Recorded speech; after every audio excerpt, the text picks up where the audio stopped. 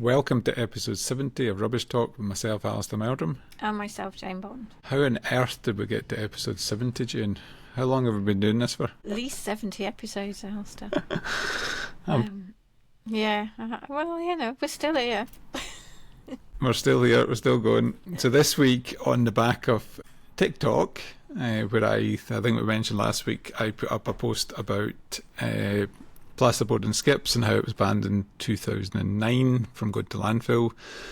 Myself and Jane are going to get a deep dive into plasterboard, why it's banned, what we need to do about it, and just all things plasterboard. But before that, Jane, any news in the sector? There's always news, Alasdair, but the one I've got here is about, plastic crisis. We know there's plastic crisis, but it's quite interesting, this one, because this has been in the Lancet Medical Journal. So, the medical profession are taking notice of the issues as well. And they found that plastics endanger human and planetary health, which, we've kind of been working on that one, but because it's a Lancet, they've actually found it, so it must be right. And they found that the world is in plastic crisis that is responsible for health-related income losses exceeding $1.5 trillion US annually, which that's quite a lot of money, to be fair. So it's saying that the principal driver of the crisis was plastic production, which is 200 times higher now than in 1950. So these are the stats, which I find it's absolutely incredible. It's increased from 2 megatons in 1950 to 475 megatons in 2022. That's mental. That's mega, isn't it? And it's saying plastic pollution has also increased. Obviously, we know that, with 8,000 million tonnes of plastic waste now polluting the planet, and less than 10% of all the plastic that's ever been made has been recycled. Less than 10% of whatever 475 megatons has been recycled. That's mad, Jane. I did my usual the other day. So Aldi have produced a plastic wine bottle. I can't think plastic of it. A plastic me. cork, a plastic wine bottle, and they're making out because it saves weight. They're claiming it reduces carbon. And I did put up a comment. So you're going to change from glass, which is readily recyclable in the UK, to a plastic bottle, which is not hugely readily. It should be readily recyclable, but in reality, it's not. And it does make you wonder. The other one, I've been, from a health perspective, I have been reading a lot of stuff about the impact of microplastics in your body, and I've purposely moved to a metal reusable coffee cup and a metal bottle from water rather than plastic, because there's a lot of research out there about microplastics getting into your body particularly from when you heat food in plastic. So if you have a plastic line, a disposable coffee cup, you've got hot coffee going into a plastic liner effectively. I'm just going to have a look at what's inside mine. I think it's metal. Yeah, it's almost mission impossible to get a totally metal one, I think, but you can certainly get one with a metal inside and a plastic top. And staying with plastics, Biffa just announced the closure of their Sunderland recycling plant. So 39,000 tonne plant, and they're closing it. It primarily processed high density polyethylene and polypropylene. But it just shows you that's in the back of Viridor. Have just closed a plant recently. Biffa's closed a plant, and I think this is. But back to one of my usual rants, we're very good in the UK about baling up plastic and getting it ready for recycling. We're much less good at actually supporting the sector that actually takes the plastic and turns it back into product. And I think we really need to we need to start splitting out that data in terms of the recycling figures. Of actually saying if it's just a bale of plastic, that should not be classified as recycling. It's only when it's actually recycled into something then it should be included as recycling. And that would maybe focus the minds in terms of funding and support for these sectors, because obviously they're struggling in the current commercial market.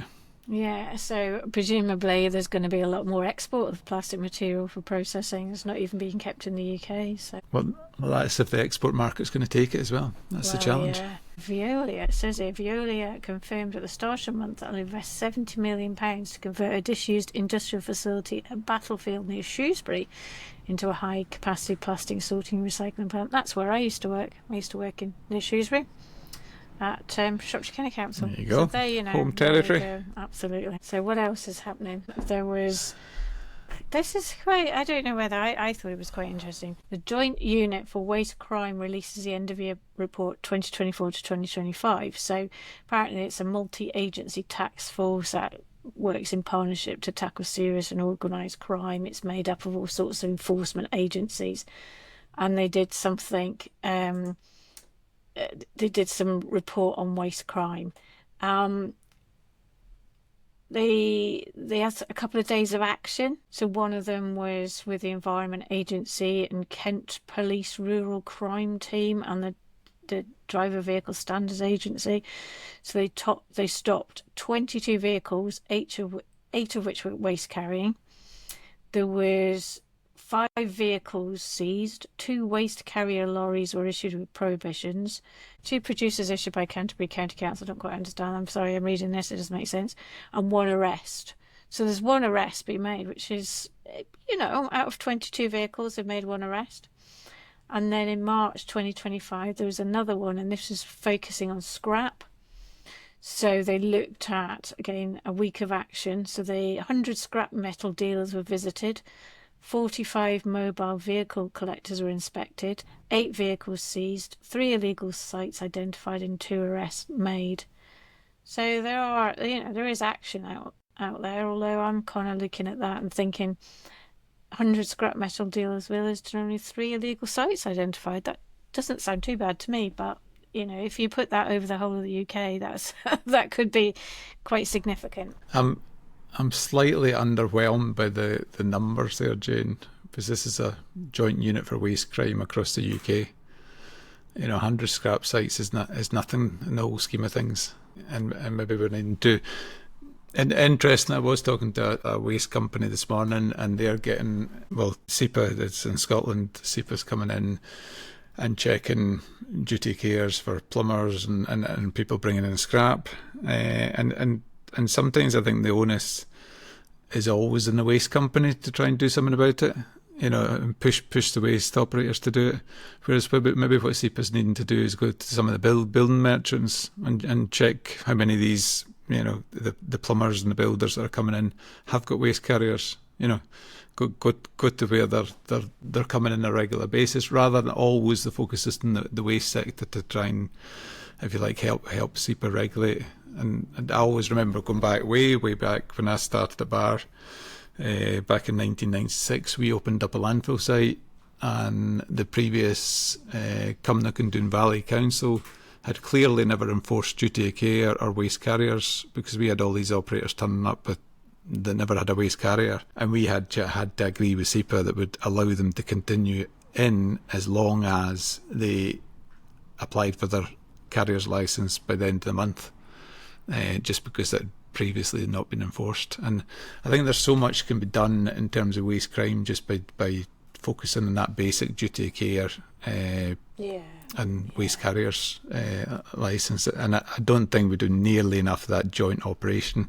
You know, the figures you're reading out there about, you know, 22 vehicle stops, you know, and the various offences, you know, if that's the number of offences from that number of vehicles stopped, then there's clearly a problem. Yeah, no, that's true. Yeah, you're right. So it says that the priorities are prepare, prevent, protect and pursue. Is there anything else? I think what they keep forgetting, what they keep forgetting is landfill tax is 126 quid a tonne. You know, if you've got 10 tonne of waste and you can avoid it going to landfill, it's over £1,000. You know, it's a lot of money. Talking about landfill tax, the Treasury and HMRC are proposing, so this will be England and Wales only, I believe, are proposing to remove the lower rate tax. So currently the lower rate is £4.03, and that's for inert materials such as rocks and soils. And they're going to remove that by 2030, and they're going to gradually increase it, or it'll not be that gradual. We're still going to increase it to standard rate, which is now currently 126.15 a tonne. So your 10 tonne of soil, rather than it costing you 40 quid, is going to cost you £1,260. So unless they sort out the waste crime, I think you can see a hell of a lot more fly tipping going on after that. But one of the again, going back to landfill, when the tax first came in, we used to use inert weight material for cover and for road making, and when the tax came in, even at the low rate it was then, I can't actually remember what rate it was, £2 or something. Yeah. Was it £2 a tonne at the time? That material just vanished. But recently, if you look at HMRC and Revenue Scotland figures, about 25% of what's going to landfill is, in inverted commas, inert. I would have my doubts if that's true inert, and that's where part of the problem is. Yeah. Do you think, though, it will push people to recycle more, more of the soils and stuff like that, though, and the rocks and stones? Well, I think things that could be recycled. Yeah, no, I think it's good news. It's good news for operators that operate in wash plants, where they're taking the aggregates, taking the soils in, they're washing it, they're making good quality sand, they're making good quality aggregate. So it's good news for them. I think that the issue there is they've still got this filter cake that's produced. About 40% of the material ends up in the filter cake, and there is a real challenge with the filter cake in terms of contamination levels in it and future uses for it, and how you get an end of waste position with it. So there are real challenges in there. So it's not easy, and we need to stimulate the market for recycled aggregates. Well, there are still construction contractors. I think it's recycled for every building materials, isn't it? Yeah. Okay, can I have my rubbish rant now? Because it's always your turn, Alasdair, and I've got a rubbish rant. And it mixes in with what you've just said. Of course you can. About the construction waste and going on to our plasterboard stuff, right? Because I was walking down the street in my village, and there was a skip outside somebody's house. It's not that I'm nosy, but I had a look in it, and it was just like, there was loads of cardboard, which could be recycled, so hopefully they're taking that out. But there was loads of other stuff, like bits of plasterboard and bits of wood, and you look at it and you thought, surely people can reuse those, because it wasn't like little bits, it was quite reasonable size bits. And I was at the pub, as you do, and I was talking to this guy who's a builder, and he was saying, years ago we would have just taken everything out and reused it on the next project. We hardly had any waste. So I'm thinking, if all this landfill tax is going up, then why aren't people being a little bit more careful with what they use and be able to recycle and recover it? Or am I just being a bit naive? No, that was exactly the subject I think we mentioned last week, Jane. I did some pedaltry on the Gaffer podcast, and that was exactly so. He's focused on construction, the construction industry, and we're talking all about construction waste, and that bit about it's not just waste, it's actually costs you, so that sheet of plasterboards costs you money to buy. Why are you throwing out half a sheet? When you can save that half sheet for another job? And I don't know whether it's like, we've done that job, that person's bought that plasterboard for that job, for that bathroom or that kitchen or whatever, so we don't need it anymore for this job. I don't know whether it's just that being short-sighted, they've gone over to store it or whatever. I did notice that the skip was going to WRC, so my thought was that it's actually going for recycling, the skip, rather than straight to landfill. And it's going to their site. They will be sorting it. Yeah, so they will be sorting it. They will. But even so, it's just such a waste of money. Yeah, but only the chunky stuff. They'll not be sorting everything. They'll not be taking it down to the nth degree. No. They'll be taking out the big items they can take out. At least they'll be taking out the cardboard anyway. Hopefully, you can recycle that if nothing else. Yeah. Anyway, that's my kind of rant over. Not as good as your rants, Alasdair, obviously, but I was a bit disappointed. I felt like going in and knocking on the door and saying, do you know what, I could use some of that, but I didn't. Yeah, just take out the skip. There's old story. Have you heard the old story about a skip in Glasgow and a skip in Edinburgh? No, I'm sure there's a So story about that. if you hire a skip in Edinburgh, what you've got to do at night is cover it, because otherwise it gets filled up. Whereas if you hire a skip in Glasgow, you leave the back door open, and overnight all the stuff vanishes. Fair enough. What, am I getting rid of your rubbish? Maybe not a fair generalisation of Glasgow and Edinburgh, but never mind. Okay, fair enough.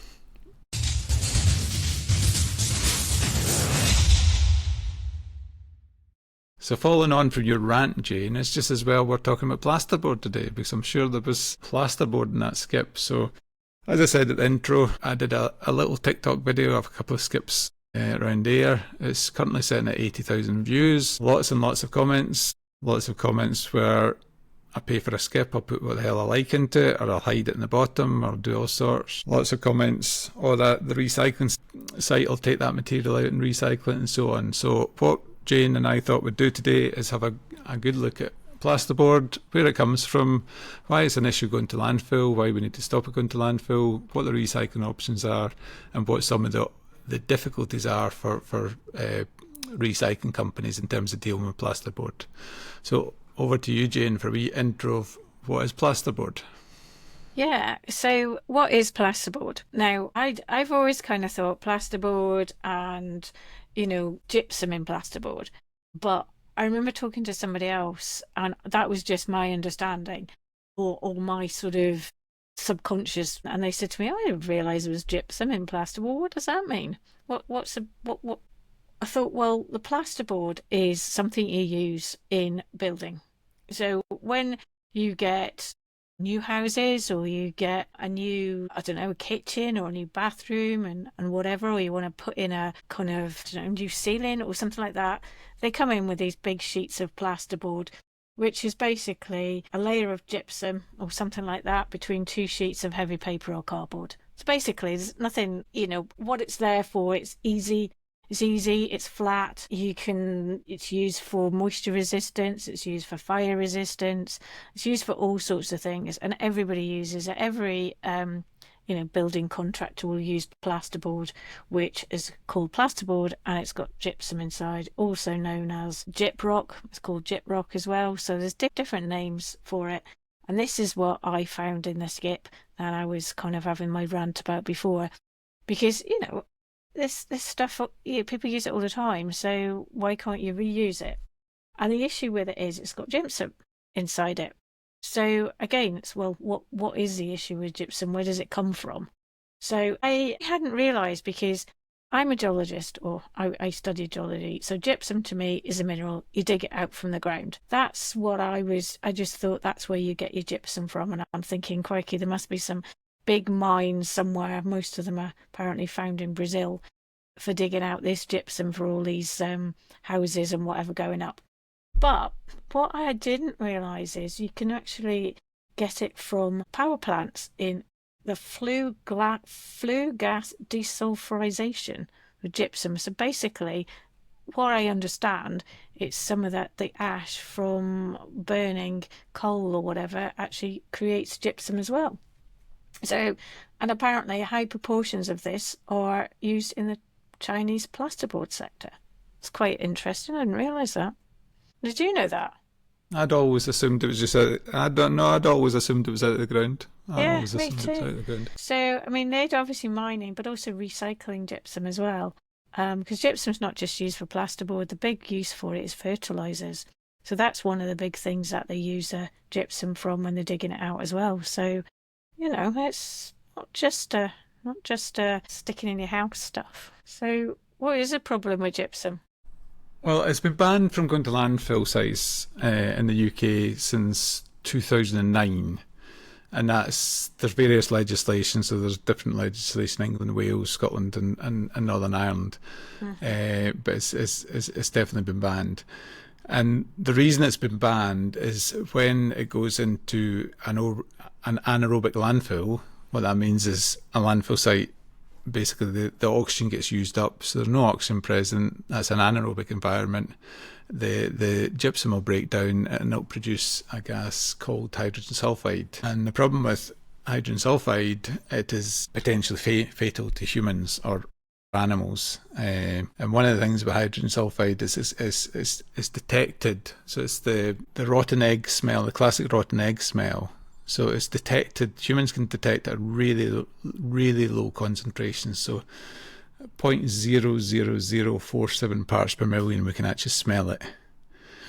When it gets up to 0.1 to 0.5 parts per million, it irritates our eyes and nose. 10 to 50 parts per million, it gives us headaches and so on. And then interestingly, once it gets to 100 to 150 parts per million, we actually stop being able to detect it again. We can't actually detect it, which is interesting. And then once it gets to 200 to 300, it causes respiratory tract irritation, coughing. By 500 to 700 parts per million, collapse or severe damage to eyes and lungs. 700 plus, rapid unconsciousness and death in minutes. So it's not very pleasant. So 700 parts per million is a low concentration in terms of gas. So that's why it's banned from landfill. If you do work at landfill sites which have a hydrogen sulfide problem, you need to go on the site with a hydrogen sulfide gas monitor, and if it does alert, you immediately vacate the area and so on. The only time it is allowed into landfill is in what we call monocells, which would only be plasterboard that would actually go in that cell. And because it's only plasterboard and no other organic matter, then the waste wouldn't degrade, it would produce hydrogen sulfide. So it was banned from landfill for health reasons, but it was also banned from landfill to try and encourage the reuse and the recycling of the plasterboard or the gypsum. Yeah. So was not some issue there about using waste in animal bedding, Alasdair? Well, there was a period of time where, when the ban came in back in 2009, while the recycling options were established, there were people looking at various uses of plasterboard. And somebody decided, I'm not quite sure where, that mixing it with cattle bedding was potentially a good use for the plasterboard.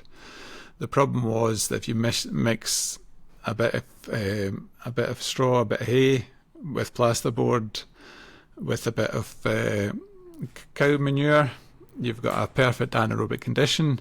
And there was a number of cases where cattle were found dead in the shed in the morning, and it was reckoned had been killed by hydrogen sulfide poisoning. So that practice was quickly decided it was not a good idea. So it is a dangerous thing. It's not something to be taken lightly. I think the trouble with it as well is it's heavier than air, isn't it? So it catches in the sort of, so if you've walking over a landfill, I know landfills are always quite undulating, perhaps is the word, and the hydrogen sulfide will collect in the lower parts of it. We had an issue with a landfill site over down in Wales years and years and years ago I was working on, and that was one of the problems there, hydrogen sulfide, and they hadn't realised why, but obviously it was because of the plasterboard and the gypsum. You mix it with the biodegradable waste and that's it, you get hydrogen sulfide produced. So yeah, well, you hear that in the news sometimes about sites with a really landfill sites with a really significant odour problem, and quite often it'll be hydrogen sulfide that's driving that odour. Yeah, and it doesn't take much to make it smelly, does it? Really tiny amount, like you've just said. Because it's low concentrations. Yeah.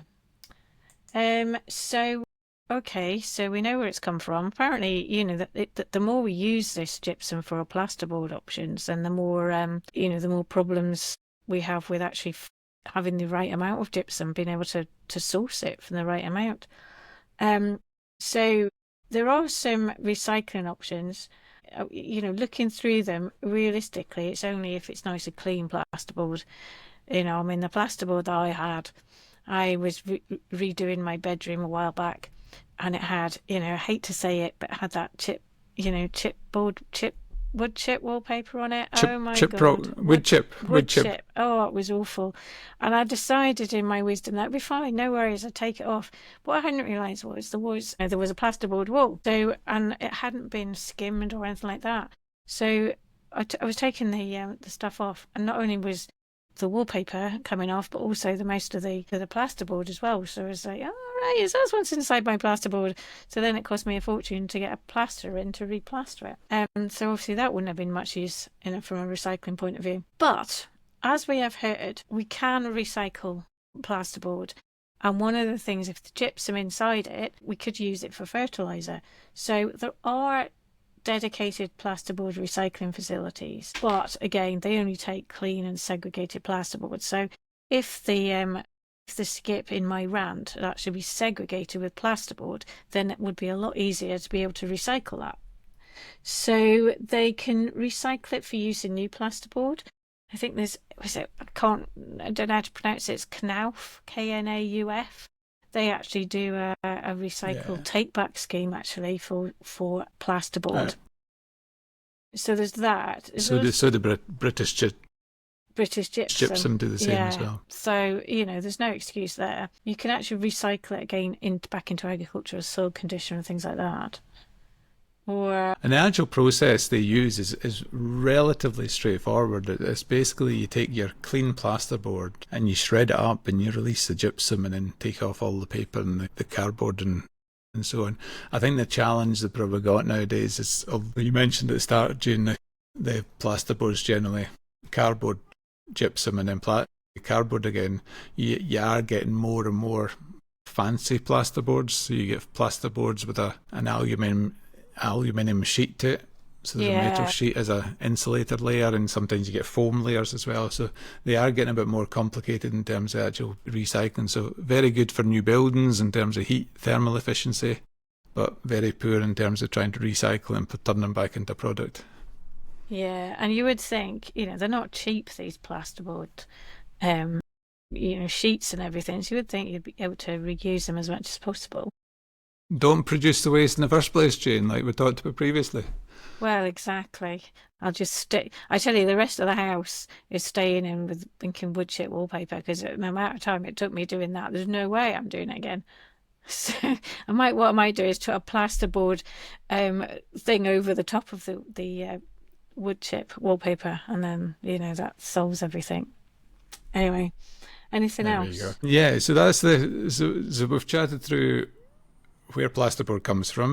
We've chatted through recycling why it's banned and recycling options. What I was wanting to talk about, so quite a lot of the comments in the TikTok were, don't worry about it, it all just goes to a recycling plant and they'll sort it out. The reality is you can only recycle clean plasterboard, and the reality is you can only get clean plasterboard if it's segregated at source. So if you're a builder, you're a joiner, and you're producing plasterboard, you need to make sure you're segregating it. Or if you're doing work in your house, you need to take it to the HWRC site and put it in the segregated area. Because otherwise, a couple of sheets in a skip get tipped out a recycling facility. They might be pulled out, they might not. And effectively what happens is all that waste will be shredded up, and that plasterboard fine, that residual gypsum, will end up going into the fines, and the fines, all the small inert material, will probably end up going to a landfill site anyway. So it's back to this thing that it's the waste industry that's got to try and deal with the plasterboard issue, but it's not the waste industry that produces the waste. And it's trying to educate, the companies selling plasterboard should be making it really clear to who they're selling it to that they need to make sure if they do dispose of any plasterboard that they're sending it to an appropriate outlet. And I think once you realise the health issues associated with it, it's like, if you do that, the producing of hydrogen sulfide, potential toxic gases and all this sort of stuff, surely that should make a difference as well. You don't want to hurt anybody else. But you'd be amazed at how many people, the two skips I took locally here, it was clear there was no thought to, this plasterboard's not meant to be in this skip. It was, we're cleaning out this building, there's plasterboard coming off this building, that's going in the skip. There's no, and I suppose that's the point we're trying to make with rubbish talk, is try and get a bit of debate about these things, try and get people to understand that it's not for the waste industry to sort all these problems, it's the people producing the waste that need to try and help to sort the problems. And interestingly, a couple of the responses to TikTok were actually really positive. A local joiner was, I just keep a ton bag in the back of my van, all my little bits of plasterboard go into that. and I take it, once a week, once a month into the local site, and they've got a dedicated recycling point for it. Perfect. So if you can do it, why At the can't other producer people do it? level, well, exactly, at the producer level, but the other end of the scale, there was lots of comments where, I pay for my skip, therefore I'm putting plasterboard in it, or I hide it in the middle, I hide it at the bottom, I hide, and that's what you're up against as a waste contractor. Yeah. If a regulator comes in and they've not dealt with the plasterboard properly, that regulator can prosecute the waste company. And at the end of the day, the problem has actually been generated by the customer and not by the waste company. Yeah. No, absolutely. It's really challenging, and it's similar with a lot of things in the waste industry. The legislation's put in place, the ban's put in place, and there's very little support to actually educate the producer of the waste in the first place. Yeah.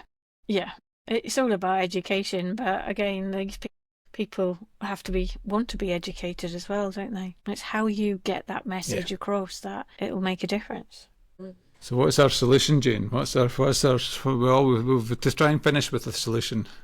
I think our solution is your 10-ton bag with somewhere to put your plasterboard, and being able to recycle it at the local recycling centres, and being able to identify what household waste recycling centres will take the material and, as segregated material. So that's probably making sure it's clean and free from contaminants, and don't mix it. I suppose the other thing is, when you think about a new build is relatively easy.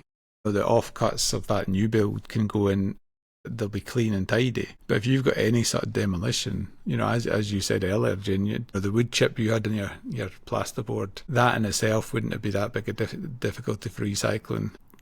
You can have plaster stuck to bricks, you can have it stuck to all sorts. How reality of splitting it out, it's not going to happen. If a skip, if you send a skip full of bricks with plasterboard against it, the recycling company's not going to be able to split that out. That's reality. So I think the message is segregate where you can. If you don't know what facilities you've got available, talk to your skip contractor, talk to your waste contractor. The vast majority of them will be sending their plasterboard for recycling, so they will have an outlet for it. All they need is a bit of help from the construction sector to segregate it out. And I think that the other thing that did occur to me when I was going back and forward through all the comments was, we seem to be in a scenario where we're quite happy making life difficult for each other. It's a simple change by a joiner or builder to segregate plasterboard that they can put in place quite easily. But instead they're like, let's mix it through a skip and hope that the recycling contractor can take it out. Why don't we try and make life a bit easier for each other? Yeah. Be kind. And potentially the price of the skip would be less. Because they're not having to sort as much of it. Yeah, well, that's true as well. Okay, I think we've sorted it. Easy. Well, we never know. We're quite happy if anybody's got any of our listeners got any feedback about it, any thoughts on what the problem is. I'm sure there are individual problems out there, but I think in principle, segregate it and talk to your contractor and make sure they're segregating it and putting it to an approved recycling route. And do you know what? If there's any builders out there who want to have a chat with us about what they can do, what they don't do, and give some advice on how to help others, that would be ideal. Because if some builders do it, then why can't everybody do it? Okay, so that's our deep dive into plasterboard. And just before we finish up, we have Michael Cook next week. And Michael Cook is the Chief Executive Officer of Circular Communities Scotland. And Circular Communities Scotland are all about organisations trying to promote a more circular economy. So we're looking forward to that. So that'll tie in with what we've discussed in previous episodes about reducing the amount of waste you produce and reusing waste in particular. So good timing by Michael Cook to come on next week's episode. And Alasdair, I was going to say, Alasdair, before we go, we will explain what a circular economy is during that episode as well. Well, we'll have to. I hope you're The amount I hope of you're doing people- that, Jane, because I can't remember. The amount of people I've spoken to who aren't in the waste industry who have no idea of the terminology circular economy or what it means. So I think that's probably we need to explain that as well.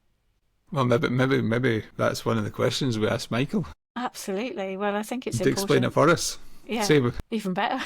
us doing the Even research, better. Yes. But again, I suppose that's the worry of me and you are sitting talking about what does circular economy actually mean and why have we not explained it to people. Then maybe we've got the big bad world of waste has got a bit of an issue that we're not very good at communicating what we mean. So we'll see you again 4:00 next Thursday. Any comments on our socials? If you don't follow TikTok, it's a must watch now. I even had my wee hill run at the weekend on it, so it has a wee bit of non-waste content as well as rubbish talk content. So give us a watch and give us a follow.